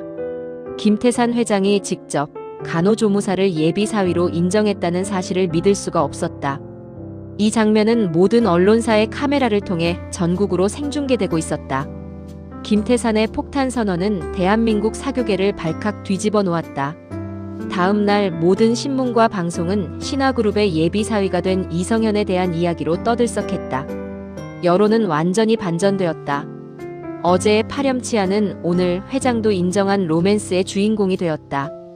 이 모든 상황을 뉴스로 접한 하람과 성현은 충격과 혼란에 빠졌다. 특히 하람은 아버지가 왜 그런 말을 했는지 도무지 이해할 수가 없었다. 그녀는 아버지가 자신을 보호하기 위해 혹은 더 큰 계획을 위해 어쩔 수 없이 그런 발언을 했을 것이라고 짐작할 뿐이었다. 며칠 뒤 김태산은 하람에게 연락해 성현과 함께 집으로 저녁 식사를 하러 오라고 말했다. 그의 목소리는 거스를 수 없는 단호함이 실려 있었다. 하람과 성현은 무거운 마음으로 그의 집에 들어섰다. 웅장하고 화려한 저택의 모습에 성현은 위압감을 느꼈다. 식탁에는 사내 진미가 가득 차려져 있었지만 세 사람 사이에는 어색하고 무거운 침묵만이 흘렀다. 성현은 태어나서 처음 겪는 이 숨막히는 분위기에 마른 침만 삼켰다. 김태산은 말없이 식사를 하며 날카로운 눈으로 성현의 일거수일투족을 살폈다. 그가 서툰 솜씨로 나이프와 포크를 사용하는 모습, 어색함을 감추지 못하는 표정 하나하나를 놓치지 않았다. 병원에서와는 전혀 다른 압도적인 카리스마를 뿜어내는 김태산 앞에서 성현은 한없이 작아지는 기분이었다. 긴장된 식사가 거의 끝나갈 무렵 마침내 김태산이 입을 열었다. 김태산 이성현 군. 이성현 화들짝 놀라며 네, 회장님. 김태산 내가 왜 자네를 내 예비사위라고 했는지 아나? 이성현 잘 모르겠습니다. 김태산 그건 자네를 시험해보기 위해서였네. 신화그룹의 예비사위라는 타이틀이 주는 무게와 유혹을 자네가 과연 감당할 수 있는 사람인지 아니면 그 자리에 취해 교만해질 사람인지 내 눈으로 직접 확인하고 싶었기 때문이야. 그의 말에 하람과 성현의 얼굴이 굳어졌다. 하람은 아버지가 또다시 성현을 시험하고 모욕하려 한다고 생각해 분노가 치밀었다. 그녀가 무언가 말을 하려던 순간 김태산이 손을 들어 막았다. 김태산은 하람을 제지하고 시선을 다시 성현에게로 옮겼다. 그의 눈빛은 여전히 날카로웠지만 그 안에는 이전에는 볼 수 없었던 복잡한 감정이 담겨 있었다. 김태산 내가 며칠간 병원에 입원해 있었네. 김춘식이라는 이름으로. 자네가 일하는 바로 그 병원에. 그의 말에 성현의 눈이 동그래졌다. 며칠 전 퇴원했던 그 심술궂고 까다로운 노인 환자. 그의 얼굴이 떠올랐다. 성현은 눈앞의 신화그룹 회장과 그 노인의 얼굴을 번갈아 떠올리며 믿을 수 없다는 표정을 지었다. 하람 역시 충격에 빠졌다. 아버지가 그런 일까지 벌였다는 사실에 놀라움을 금치 못했다. 김태산 자네를 시험하기 위해 일부러 식판을 엎고 돈이 든 지갑을 떨어뜨리기도 했지. 아주 유치하고 졸렬한 방법이었어. 하지만 자네는 내 모든 예상을 깨뜨렸네. 자네는 돈 앞에서도 흔들리지 않았고 모욕적인 언사 앞에서도 평정심을 잃지 않았으며 무엇보다 내 딸을 향한 마음에 한치의 거짓도 없었어. 그는 잠시 말을 멈추고 하람을 바라보았다. 그의 목소리가 한결 부드러워졌다. 김태산 하람아. 아빠가 미안하다. 너를 믿지 못했고 내 편견과 아집으로 너에게 깊은 상처를 줬다. 이 사람을 만나보지도 않고 내 기준으로 멋대로 판단하고 무시했다. 이 아비를 용서해다오. 그리고 그는 다시 성현을 향해 고개를 돌렸다. 김태산 이성현 군에게도 진심으로 사과하네. 어른으로서 한참 잘못된 방식으로 자네를 대했어. 부디 내 무례를 용서해주게. 김태산 회장. 평생 누구에게도 고개를 숙여본 적 없는 오만한 제왕이 지금 자신의 딸과 그 딸이 사랑하는 젊은이 앞에서 진심으로 사과하고 있었다. 그 모습에 하람은 참았던 눈물을 터뜨렸다. 그것은 서러움의 눈물이 아니라 감동과 안도의 눈물이었다. 성현 역시 가슴이 뭉클해졌다. 그는 자리에서 일어나 김태산에게 깊이 고개를 숙였다. 이성현 아닙니다, 회장님. 아버님으로서 충분히 그러실 수 있다고 생각합니다. 오히려 제가 부족한 점이 많은데도 하람 씨 곁에 있으려 해서 송구스럽습니다. 그 순간 세 사람을 둘러싸고 있던 차갑고 단단한 벽이 허물어지고 있었다. 김태산은 자리에서 일어나 창가로 다가갔다. 그는 잠시 창밖을 바라보며 자신의 과거를 회상했다. 그리고 천천히 아주 어렵게 자신의 이야기를 꺼내기 시작했다. 김태산, 나도 자네처럼 부모 얼굴을 모르고 자랐네. 차가운 보육원 바닥에서 배고픔과 멸시를 견디며 살아남아야 했지. 그래서 악착같이 돈을 벌었고 누구도 나를 무시하지 못하게 만들기 위해 지금의 자리에 올랐다. 나는 내가 겪었던 가난과 서러움을 내 딸만큼은 절대 겪게 하고 싶지 않았네. 그래서 하람이에게는 모든 것을 가진 남자, 누구에게도 꿀리지 않을 배경을 가진 남자를 짝지어주고 싶었어. 그것만이 하람이를 지키는 길이라고 어리석게도 그렇게 믿었지. 그의 고백에 하람과 성현은 숙연해졌다. 하람은 처음으로 듣는 아버지의 깊은 상처에 가슴이 아팠다. 늘 강하고 완벽하게만 보였던 아버지의 뒷모습에 저런 외로움과 아픔이 숨겨져 있을 줄은 몰랐다. 성현 역시 자신과 닮은 그의 과거에 동질감과 연민을 느꼈다. 김태상, 그런데 자네를 보고 깨달았네. 진짜 강한 것은 돈이나 배경이 아니라 사람의 마음이라는 것을. 어떤 상황에서도 변하지 않는 성실함과 따뜻한 진심이야말로 세상을 살아가는 가장 큰 힘이라는 것을 말이야. 자네는 내가 평생 갖지 못했던 것을 가졌어. 그래서 내가 자네를 질투했는지도 모르겠네. 그는 돌아서서 두 사람을 바라보았다. 그의 얼굴에는 온화한 미소가 걸려 있었다. 김태산, 두 사람 결혼하게 내가 허락하겠네. 대신 조건이 하나 있어. 이성현 군, 자네는 지금처럼만 살아주게. 세상의 때에 물들지 말고 지금의 그 마음 변치 말고 우리 하람이 곁에서 가장 든든한 버팀목이 되어주게. 그것만 약속해준다면 나도 두 사람의 가장 든든한 후원자가 되어주겠네.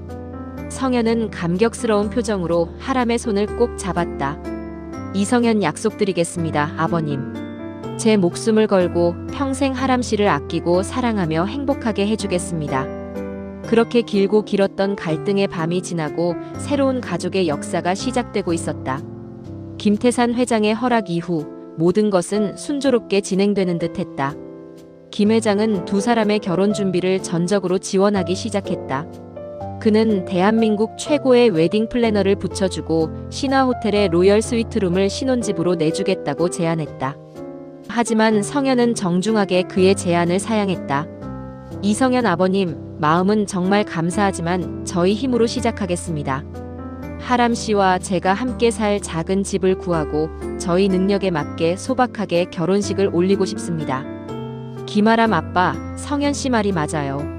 저희가 이제 어른인데 언제까지 아빠 그늘 아래에만 있을 수는 없잖아요. 저희 두 사람의 힘으로 새로운 시작을 일궈나가는 모습을 보여드리고 싶어요. 김태산은 처음에는 서운한 기색을 내비쳤지만 이내 두 사람의 독립적인 태도를 존중해주기로 했다. 그는 돈과 배경에 의지하지 않으려는 성현의 모습이 오히려 더 마음에 들었다. 하지만 그는 다른 방식으로 성현을 돕고 싶었다. 그는 성현을 자신의 회사로 불러들일 계획을 세웠다. 김태산, 이성현 군, 자네가 병원에서 일하는 것이 보람 있다는 건 잘 알지만 언제까지 간호조무사 일만 할 수는 없지 않나. 이제 곧 한 가정의 가장이 될 텐데 내가 우리 그룹 기획조정실에 자리를 하나 마련해 주겠네. 처음부터 차근차근 경영을 배워보는 게 어떤가. 자네의 성실함이라면 충분히 잘 해낼 수 있을 거야. 그것은 누구도 거절할 수 없는 파격적인 제안이었다. 신화그룹의 기획조정실은 그룹의 핵심 브레인들이 모인 곳이자 후계자 수업의 첫 단계로 여겨지는 자리였다. 하지만 성현의 대답은 이번에도 단호했다. 이성현 아버님, 정말 과분한 제안이십니다. 하지만 저는 제 일을 사랑합니다. 아픈 사람들을 돌보는 일에서 저는 제 삶의 의미를 찾습니다. 제가 갑자기 어울리지 않는 옷을 입고 높은 자리에 앉는다면 저 자신도 행복하지 않을 것이고 결국 하람 씨에게도 아버님께도 누를 끼치게 될 것입니다. 부디 제가 지금의 자리에서 제 역할을 다할 수 있도록 허락해 주십시오. 김태사는 성현의 확고한 의지에 더 이상 아무 말도 할 수 없었다. 그는 혀를 내두르며 감탄했다. 부와 명예라는 거대한 유혹 앞에서도 자신의 신념을 지키는 저 젊은이의 단단함이 그는 진심으로 존경스러워지기 시작했다. 성현과 하람은 결혼 준비로 바쁜 나날을 보냈다. 그들은 화려한 예물이나 값비싼 혼수 대신 서로에게 필요한 작은 물건들을 함께 고르며 소박한 행복을 키워나갔다. 성현은 병원 일을 마친 후, 하람은 회사 일을 마친 후 함께 부동산을 돌아다니며 그들의 첫 보금자리를 구했다.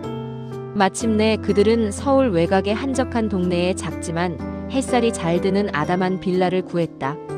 두 사람은 페인트를 직접 셔츠에 묻혀가며 집을 꾸미고 가구를 조립하며 미래에 대한 꿈을 이야기했다. 김태사는 겉으로는 무심한 척했지만 남몰래 최 비서를 통해 두 사람이 집을 잘 구했는지 어려운 점은 없는지 확인했다. 그는 때로는 서투른 방식으로 자신의 마음을 표현하기도 했다. 어느 날 저녁 그는 두 사람이 꾸미고 있는 신혼집에 예고 없이 찾아왔다. 김태산 어색하게 헛기침을 하며 지나가는 길에 잠시 들렀다. 밥들은 먹고 하는 거냐? 그의 손에는 최고급 한우와 비싼 와인이 들려 있었다. 세 사람은 어색하게 거실 바닥에 둘러앉아 고기를 구워 먹었다. 김태사는 평생 그런 자리에서 식사를 해본 적이 없었지만 이상하게도 그날 먹었던 고기 맛을 잊을 수가 없었다. 그는 성현과 함께 술잔을 기울이며 조금씩 더 마음을 열기 시작했다. 김태산, 내가 살아오면서 놓친 것들이 참 많았던 것 같군. 이렇게 다 같이 둘러앉아 밥 먹는 게 이런 기분인 줄도 모르고 살았으니. 하람 아빠도 이제 자주 오세요. 같이 밥도 먹고 이야기도 하고. 저도 이제부터는 아빠한테 더 잘할게요. 성현, 제가 아버님 말동무가 되어드리겠습니다. 언제든지 편하게 불러주십시오. 김태사는 두 사람의 따뜻한 말에 괜히 쑥스러워져 술잔만 연거푸 비웠다. 그의 마음속에 얼어붙어 있던 외로움이 조금씩 녹아내리고 있었다. 그는 처음으로 가족이라는 울타리가 주는 따뜻함과 안정감을 느끼고 있었다. 하지만 그들의 행복을 시기하는 어두운 그림자는 완전히 사라진 것이 아니었다. 모욕감과 분노에 휩싸인 박진수 회장은 복수의 칼날을 갈며 김태산과 신화그룹을 무너뜨릴 결정적인 한 방을 조용히 준비하고 있었다. 김태산에게 공개적으로 모욕을 당한 박진수 회장은 복수심에 불타고 있었다. 그는 자신의 아들과 하람의 정략 결혼을 통해 신화호텔을 손쉽게 손에 넣으려던 계획이 실패로 돌아가자 이제는 전공법으로 신화호텔을 빼앗기로 마음먹었다. 그는 국내외의 사모펀드와 결탁하고 적대적 인수합병에 맨드어 전문가들을 고용해 신화호텔에 대한 공격을 준비하기 시작했다. 그는 신화호텔의 재무구조를 면밀히 분석하며 약점을 찾아 나섰다. 그리고 마침내 결정적인 약점을 발견했다. 김태산 회장이 최근 몇 년간 무리하게 추진해온 해외 리조트 건설 사업이 예상치 못한 현지 정세 불안과 자재값 폭등으로 인해 막대한 자금을 소모하며 그룹 전체의 재무 건전성을 악화시키고 있다는 사실이었다. 박 회장은 바로 이 지점을 파고들기로 했다. 그는 주식시장에 신화호텔에 대한 부정적인 루머를 퍼뜨리기 시작했다. 신화호텔, 해외 사업 실패로 유동성 위기설, 김태산 회장, 건강 악화로 경영 능력 상실 등 투자자들의 불안감을 증폭시키는 악의적인 소문들이었다. 동시에 그는 차명 계좌를 이용해 신화호텔의 주식을 몰래 사들이기 시작했다. 주가가 폭락할 때마다 헐값의 주식을 매집하며 조용히 자신의 지분율을 높여나갔다. 김태산과 신화그룹의 임원들은 처음에는 이러한 시장의 움직임을 대수롭지 않게 여겼다. 단순한 시장의 변동성이나 경쟁사들의 견제라고 생각했다. 하지만 주가의 하락세가 멈추지 않고 적대적 세력의 지분율이 무시할 수 없는 수준에 이르자 그제야 사태의 심각성을 깨달았다. 최 비서가 다급하게 김 회장의 집무실로 뛰어들어왔다. 최 비서 회장님, 큰일 났습니다. 현재 우리 그룹의 우호 지분을 제외한 적대적 지분율이 30%를 넘어섰습니다. 배후를 추적해보니 대형건설 박진수 회장이 여러 사모펀드와 연합하여 조직적으로 움직이고 있는 것으로 확인되었습니다. 김태산의 얼굴이 싸늘하게 굳어졌다. 박진수의 복수가 그가 예상했던 것보다 훨씬 더 거대하고 치밀하게 진행되고 있었던 것이다. 신화그룹 창립 이래 가장 큰 위기가 닥쳐오고 있었다. 박진수 회장의 공격은 집요하고 무자비했다. 그는 언론을 이용해 연일 신화그룹의 위기설을 부풀렸고 주주들을 선동하여 김태산 회장의 경영 능력에 의문을 제기하게 만들었다. 신화그룹의 주가는 연일 폭락했고 금융기관들은 대출금 상환을 압박하기 시작했다. 김태산은 경영권 방어를 위해 백방으로 뛰어다녔다. 우호 지분을 확보하기 위해 평소 친분이 있던 기업 총수들을 찾아가 도움을 요청했지만 대부분은 싸움에 휘말리고 싶지 않다며 외면했다. 그가 평생을 바쳐 쌓아올린 인맥과 신뢰가 위기 앞에서 모래성처럼 허무하게 무너져 내리고 있었다. 회사 내부에서도 동요가 일어났다. 일부 임원들은 박진수 회장 측에 은밀히 줄을 대며 배신을 준비했고 직원들은 고용 불안에 휩싸여 술렁였다. 김태산은 사면초가에 몰렸다. 집무실에 홀로 앉아있는 그의 모습은 그 어느 때보다 지치고 외로워 보였다. 수십 년간 수많은 위기를 극복해왔지만 이번만큼은 승산이 보이지 않았다. 그는 자신이 평생을 바쳐 이룩한 모든 것을 잃을 수도 있다는 공포에 휩싸였다. 아버지의 위기를 지켜보는 하람의 마음도 타들어갔다. 그녀는 어떻게든 아버지를 돕고 싶었지만 자신이 할 수 있는 일이 아무것도 없다는 사실에 무력감을 느꼈다. 성현 역시 마찬가지였다. 그는 매일 밤늦게까지 회사 일로 씨름하다 지쳐서 돌아오는 김태산을 보며 안타까움을 금치 못했다. 어느 날 밤 성현은 서재에서 홀로 술을 마시고 있는 김태산을 찾아갔다. 이성현 아버님, 힘드시죠? 제가 뭐 도와드릴 일이라도 없을까요? 김태산 힘없이 웃으며 자네가 뭘 도울 수 있겠나. 이건 돈과 지분이 오가는 전쟁이야. 자네 같은 사람이 끼어들 판이 아니네. 그냥 하람이 곁이나 잘 지켜주게. 그것만으로도 내게는 큰 힘이 되니. 김태산의 말은 사실이었지만 성현은 이대로 지켜보고만 있을 수는 없었다. 그는 자신이 할 수 있는 일이 분명히 있을 것이라고 믿었다. 그는 비록 돈이나 권력은 없었지만 그에게는 사람의 마음을 얻는 진심이라는 무기가 있었다. 그는 신화그룹의 위기와 관련된 기사들을 샅샅이 뒤지기 시작했다. 그러다 우연히 한 기사에서 눈에 익은 이름을 발견했다. 박진수 회장 측에 합류한 핵심 투자자 중 한 명인 윤상진 대표. 그는 성현이 일하는 병원 VIP 병동에 입원해 있는 한 할머니의 아들이었다. 성현이 기억하는 윤상진 대표의 어머니 이정숙 할머니는 까다롭고 외로움이 많은 환자였다. 늘 바쁜 아들 때문에 병실에 홀로 있는 시간이 많았고 간호 인력들에게 짜증을 내는 일이 잦아 다들 기피하는 환자 중 한 명이었다. 하지만 성현은 달랐다. 그는 이정숙 할머니에게서 돌아가신 자신의 할머니의 모습을 보았다. 그는 일부러 시간을 내어 할머니의 말동무가 되어드리고 뭉친 어깨를 주물러드리며 그녀가 좋아하는 옛날 이야기를 들려주었다. 처음에는 경계하던 할머니도 성현의 진심 어린 태도에 조금씩 마음을 열기 시작했다. 성현은 이정숙 할머니가 자신의 유일한 희망일지도 모른다고 생각했다.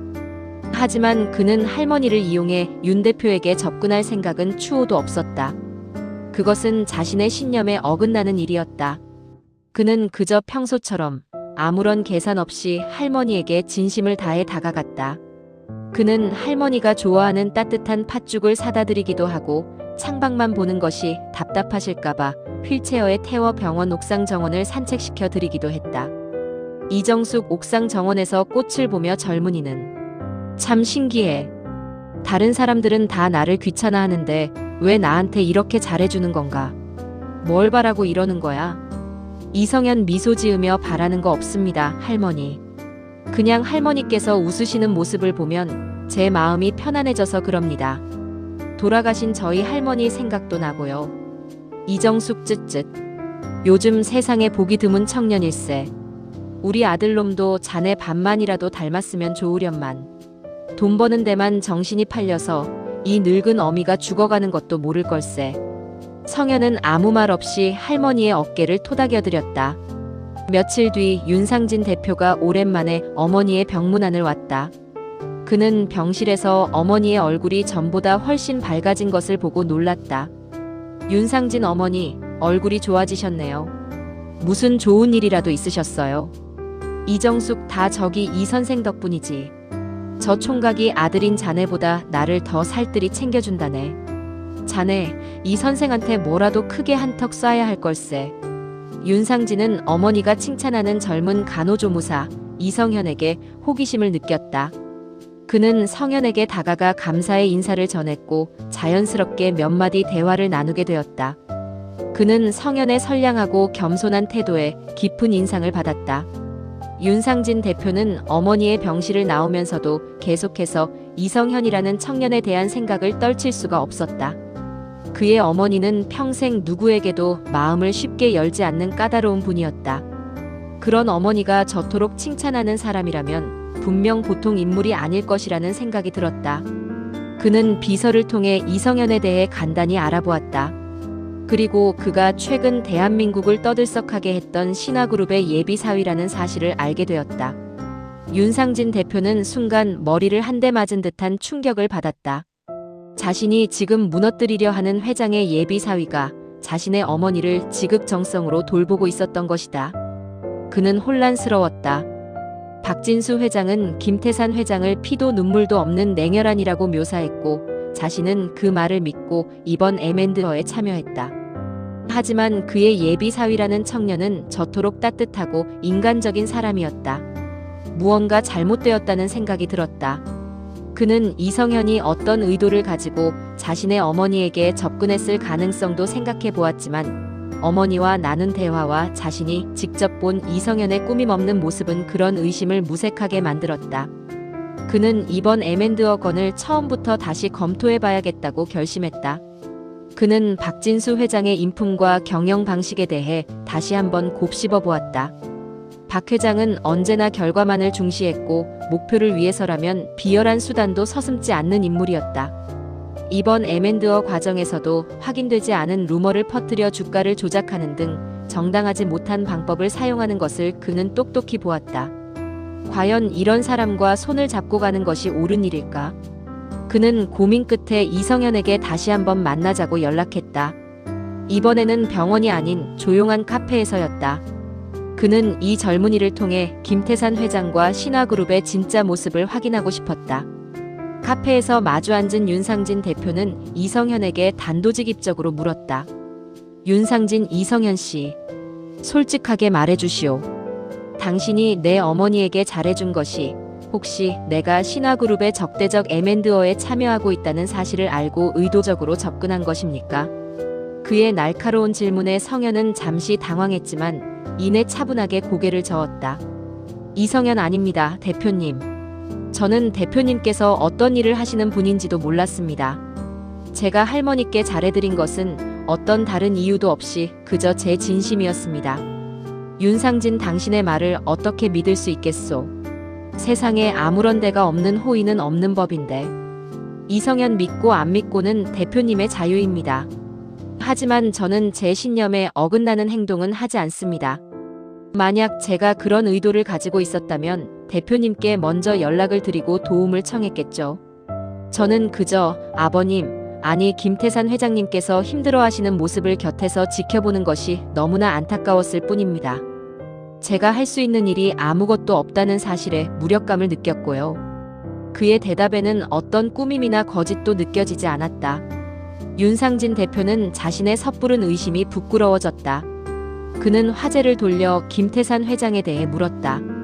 윤상진, 내가 알기로 김태산 회장은 아주 냉혹하고 계산적인 기업가라고 들었소. 이성현 씨가 보시기에는 어떤 분입니까? 이성현, 잠시 생각하다가 제가 아는 아버님은 겉으로는 차갑고 무서워 보이지만 속은 누구보다 외롭고 정이 많은 분입니다. 평생을 외롭게 싸우며 살아오셔서 마음을 표현하는 방법이 서투를 뿐입니다. 그리고 그분은 절대로 비겁한 방법으로 남을 해치거나 자신의 이익을 위해 원칙을 어기는 분이 아닙니다.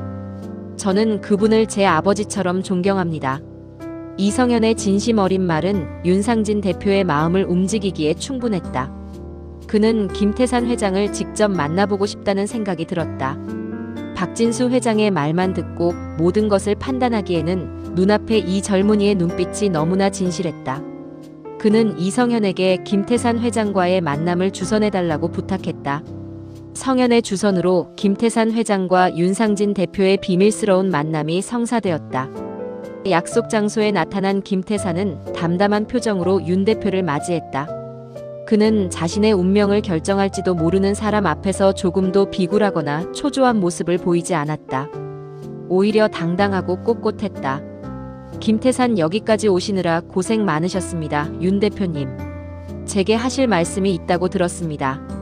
윤상진 김 회장님. 돌려 말하지 않겠습니다. 저는 지금 박진수 회장과 함께 신화그룹의 경영권을 위협하고 있습니다. 하지만 최근 제 판단에 혼란이 생겼습니다. 회장님께서 직접 신화그룹을 이끌어 나갈 비전과 철학에 대해 말씀해 주셨으면 합니다. 제 마음을 돌릴 수 있는 마지막 기회라고 생각하셔도 좋습니다. 김태산은 잠시 눈을 감고 생각에 잠겼다. 그리고 천천히 입을 열었다. 그는 자신의 위기를 변명하거나 동정심에 호소하지 않았다. 대신 자신이 평생을 바쳐 일군 신화호텔에 대한 자신의 꿈과 철학을 이야기했다.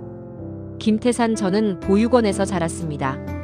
저에게 집이란 그저 차가운 잠자리와 허기를 채우는 공간에 불과했습니다.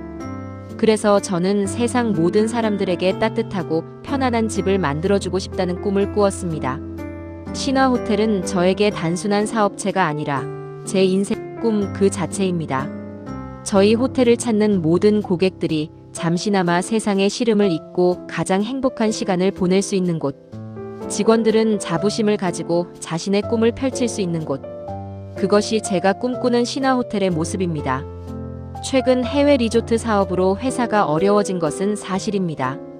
하지만 저는 그 꿈을 포기할 수 없었습니다.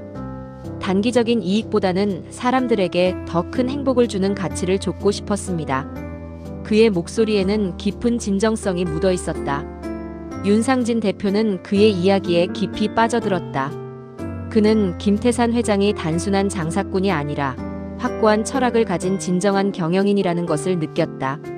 그는 마지막으로 질문을 던졌다. 윤상진 박진수 회장은 회장님보다 더 높은 수익률을 주주들에게 약속했습니다. 제가 왜 그 약속을 버리고 회장님 편에 서야 합니까? 김태산 단호하게, 저는 윤 대표님께 더 높은 수익률을 약속드릴 수는 없습니다. 하지만 이것 하나는 약속드릴 수 있습니다. 신화호텔은 결코 사람을 배신하지 않는 정직하고 신뢰할 수 있는 기업으로 남을 것입니다. 단기적인 이익을 위해 고객과 직원을 기만하는 일은 결코 없을 것입니다. 어떤 길을 택하는 것이 더 가치 있는 투자인지는 윤 대표님께서 직접 판단하십시오. 김태산 회장과의 만남을 마친 윤상진 대표는 깊은 고뇌에 빠졌다. 그의 머릿속은 복잡하게 얽혀 있었다. 한쪽에는 박진수 회장이 약속한 막대한 금전적 이익이 있었고, 다른 한쪽에는 김태산 회장이 보여준 경영 철학과 인간적인 신뢰가 있었다. 그는 며칠 밤낮으로 잠을 이루지 못하고 고민했다. 그는 자신의 어머니를 찾아가 조언을 구했다. 윤상진 어머니, 제가 지금 아주 중요한 선택의 기로에 서 있습니다. 한쪽은 돈이지만 비열한 길이고, 다른 한쪽은 손해를 볼 수도 있지만 올바른 길입니다. 저는 어떤 길을 선택해야 할까요? 이정숙 할머니는 아들의 흔들리는 눈을 잠시 바라보다가 나지막이 말했다. 이정숙 얘야, 내가 평생 너에게 돈 버는 법은 가르쳤어도 사람답게 사는 법은 가르치지 못한 것 같구나. 돈은 있다가도 없는 것이지만 사람은 한번 잃으면 다시 얻기 힘든 법이다. 내가 밤에 두 발 뻗고 편안하게 잠들 수 있는 길을 택하거라. 이 어미는 내가 돈을 많이 버는 아들보다 떳떳하고 자랑스러운 아들이 되어주면 더 바랄 것이 없겠다. 어머니의 말은 윤상진 대표의 마음을 결정하는데 결정적인 역할을 했다. 그는 더 이상 망설이지 않았다. 그는 박진수 회장에게 연락해 M&A 연합에서 탈퇴하겠다고 통보했다. 그리고 자신이 보유한 신화호텔의 지분 전량을 김태산 회장의 우호 지분으로 전환하겠다고 선언했다. 그의 갑작스러운 배신에 박진수 회장은 격노했지만 이미 엎질러진 물이었다. 핵심 투자자였던 윤상진 대표가 돌아서면서 박 회장이 구축한 M&A 연합은 힘을 잃고 와해되기 시작했다. 다른 투자자들도 불안감을 느끼고 하나둘씩 발을 빼기 시작했다. 박진수 회장의 야심찬 계획은 한순간에 물거품이 되어 사라지고 있었다. 윤상진 대표의 결정적인 도움으로 김태산 회장은 마침내 경영권을 방어하는 데 성공했다. 박진수 회장의 적대적 M&A 시도는 처참한 실패로 끝이 났다. 그는 무리하게 주식을 매집하는 과정에서 막대한 자금을 쏟아부었기 때문에 주가 폭락과 함께 엄청난 손실을 입고 그룹 전체가 휘청거릴 정도의 위기에 처했다. 김태산은 승리했지만 패자를 무자비하게 짓밟지 않았다. 그는 더 이상의 복수 대신 자신의 자리를 지키고 회사를 정상화하는 데 모든 힘을 쏟았다. 신화그룹의 위기가 해결되자 김태산은 가장 먼저 성현과 하람을 불렀다. 그는 두 사람 앞에서 깊이 고개를 숙였다. 김태산, 내가 너희들에게 정말 큰 빚을 졌다. 이성현 군, 자네가 아니었다면 나는 지금 이 자리에 없었을 것이다. 자네의 그 진심이 돈으로도 살 수 없는 사람의 마음을 움직여서 이 모든 것을 가능하게 했다. 나는 평생 자네를 내 아들 이상으로 아끼고 존중하겠다. 이성현 아닙니다, 아버님. 저는 제가 할 수 있는 일을 했을 뿐입니다. 가족이 어려움에 처했을 때 돕는 것은 당연한 일입니다. 하람은 눈물을 글썽이며 아버지와 성현을 번갈아 껴안았다. 길고 험난한 폭풍우가 지나가고 그들의 관계는 이전보다 훨씬 더 단단하고 굳건해져 있었다. 이번 사건을 통해 그들은 서로가 서로에게 얼마나 소중한 존재인지를 다시 한번 확인했다. 김태산은 이제 돈이나 명예가 아닌 가족이라는 울타리가 주는 진정한 행복의 의미를 깨닫고 있었다. 그는 더 이상 외로운 제왕이 아니었다.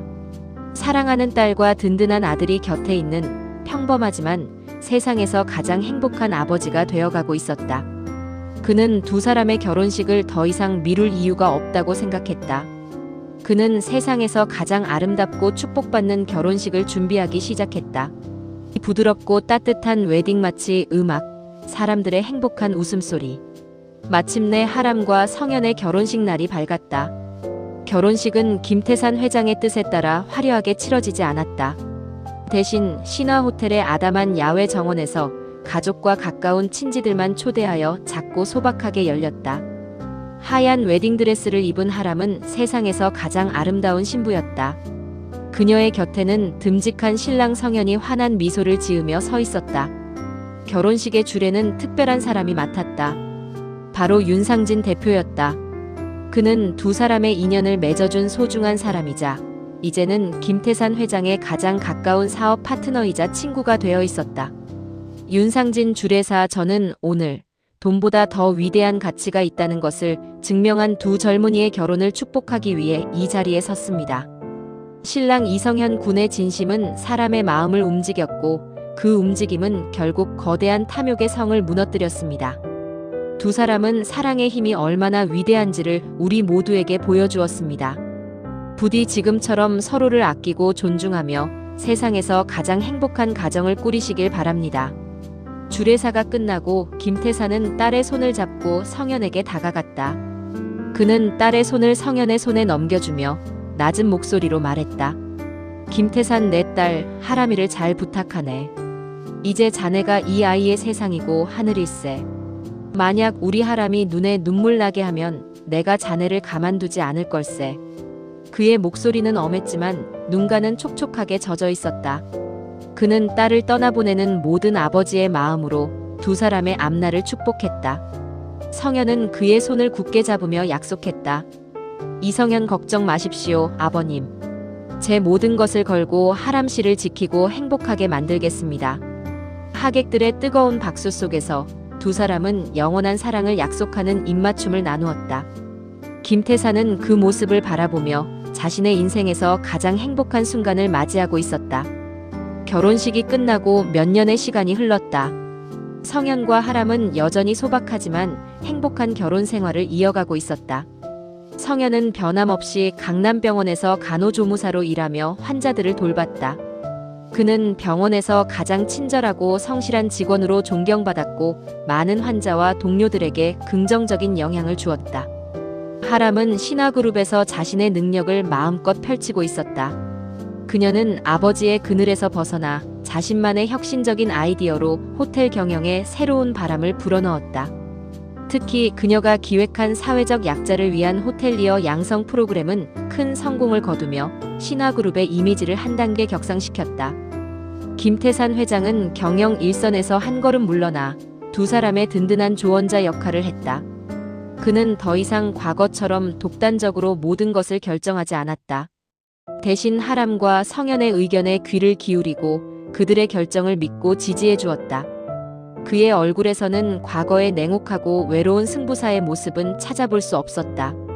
대신 손주들의 재롱에 한박웃음을 짓는 평범한 할아버지의 온화한 미소만이 가득했다. 그는 주말마다 두 사람의 집을 찾아 함께 식사를 하고 손주들을 데리고 공원으로 산책을 나가는 것을 가장 큰 낙으로 삼았다. 그는 평생을 찾아 헤맸던 진정한 행복과 안식을 바로 이 평범한 가족의 일상 속에서 찾을 수 있었다.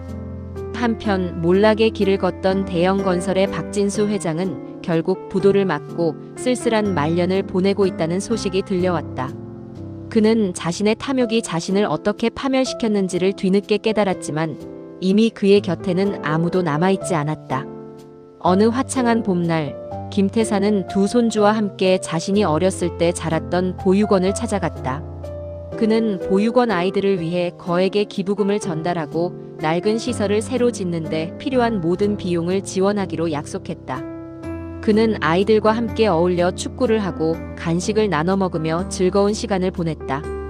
아이들의 해맑은 웃음 속에서 그는 자신의 불행했던 어린 시절을 위로받는 기분을 느꼈다. 손주 할아버지, 여기가 할아버지가 어렸을 때 살았던 곳이에요. 김태상 그래. 할아버지는 여기서 아주 오랫동안 살았단다. 손주 친구도 많았어요. 김태산 아련한 미소를 지으며 하니 할아버지는 친구가 한 명도 없었어. 아주 외로웠지. 손주 그럼 지금은요? 지금도 외로워요. 김태산은 손주의 질문에 곁에서 환하게 웃고 있는 하람과 성현 그리고 자신의 손을 꼭 잡고 있는 두 손주를 바라보았다. 그의 가슴 속에서 따뜻한 무언가가 차올랐다. 김태산 아니. 할아버지는 이제 하나도 외롭지 않단다. 할아버지에게는 너희들이라는 세상에서 가장 소중한 가족이 있으니까. 그는 더 이상 자신의 과거를 부끄러워하거나 숨기지 않았다. 그는 자신의 상처를 정면으로 마주하고 그것을 더 큰 사랑으로 승화시키는 법을 배우고 있었다. 그는 자신이 받은 상처를 다른 사람에게 되갚는 대신 자신과 같은 아픔을 겪는 아이들에게 희망을 주는 사람이 되기로 결심했다. 그는 자신의 남은 인생을 사회에 환원하며 더 많은 사람들에게 따뜻한 집과 가족의 의미를 되찾아주는 데 바치기로 마음먹었다. 그날 저녁 김태산의 집 거실에는 온 가족이 모여 있었다. 하람과 성현 그리고 아이들의 웃음소리가 집안을 가득 채웠다. 김태산은 벽난로 앞에 앉아 행복하게 떠드는 가족들의 모습을 조용히 바라보았다. 그의 시선은 벽난로 위에 걸린 낡은 흑백 사진 한 장에 머물렀다. 그가 보육원을 나올 때 유일하게 가지고 나왔던 누구인지도 모르는 부모님의 희미한 사진이었다. 그는 평생을 그 사진 속의 부모님을 원망하며 살아왔다. 자신을 버린 부모 때문에 자신의 인생이 불행해졌다고 생각했다. 하지만 지금 그는 그 사진을 보며 다른 생각을 하고 있었다. 어쩌면 부모님은 자신을 버린 것이 아니라 지켜주기 위해 어쩔 수 없는 선택을 했을지도 모른다고. 그리고 하늘에서 지금 자신의 행복한 모습을 보며 기뻐하고 있을지도 모른다고. 그는 조용히 자리에서 일어나 사진을 품에 안았다. 그리고 처음으로 마음속으로 부모님을 용서했다. 오랜 세월 그를 짓눌러왔던 원망과 결핍의 사슬이 끊어지는 순간이었다. 그는 비로소 완전한 자유를 얻었다. 그는 더 이상 과거에 얽매인 외로운 소년이 아니었다. 사랑하는 가족과 함께 현재를 살아가고 더 나은 미래를 꿈꾸는 행복한 가장이었다. 그는 창밖의 밤하늘을 바라보았다. 수많은 별들이 마치 그의 새로운 시작을 축복하듯 반짝이고 있었다. 이 잔잔하고 희망찬 배경음악이 흐른다. 세상 가장 높은 곳에서 모든 것을 가졌다고 믿었지만 정작 가장 소중한 것을 놓치고 살았던 한 남자. 그는 자신의 과거를 닮은 한 젊은이를 통해 진정한 행복은 부와 명예가 아닌 사람의 진심과 사랑에 있다는 것을 깨닫게 되었다. 굳게 닫혔던 그의 마음의 문이 열리고 그 안으로 따뜻한 가족의 사랑이 스며들었다. 그는 비로소 지독한 외로움의 감옥에서 걸어나와 세상과 화해하고 자기 자신을 용서하는 법을 배웠다. 이야기는 여기서 끝이 아니다. 김태산과 그의 새로운 가족은 앞으로도 수많은 기쁨과 슬픔을 함께 겪으며 살아갈 것이다. 때로는 다투고 때로는 오해하며 상처를 주기도 할 것이다. 하지만 그들은 이제 알고 있다. 그 어떤 시련이 닥쳐와도 서로의 손을 굳게 잡고 함께 이겨나갈 수 있다는 것을. 진정한 가족이란 핏줄로 맺어진 관계가 아니라 마음과 마음으로 이어진 세상에서 가장 단단하고 따뜻한 울타리라는 것을 말이다. 차가운 보육원 마룻바닥에서 외롭게 내일을 꿈꾸던 한 소녀는 이제 사랑하는 가족의 품 안에서 가장 따뜻한 오늘을 살아가고 있다. 그의 인생은 마침내 진정한 의미의 해피엔딩을 맞이했다.